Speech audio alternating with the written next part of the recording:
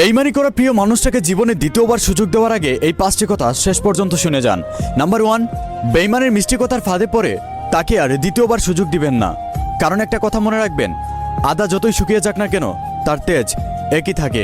Number 2, নিজে দুর্বল হয়ে পড়বেন না তার কাছে ফিরে যাওয়ার জন্য। বারবার কান্না করবেন না তার জন্য।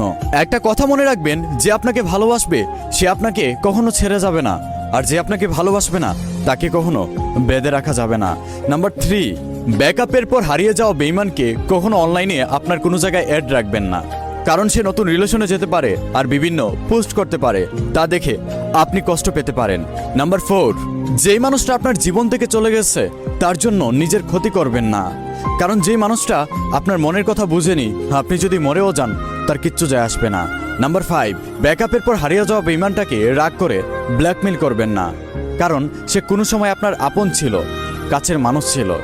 একটা কথা মনে রাখবেন, মানুষ বেইমান হতে পারে, মানুষ ছেড়ে যেতে পারে, কিন্তু ভালোবাসা কখনো ছেড়ে যায় না। ভালোবাসা কখনো বেইমান না।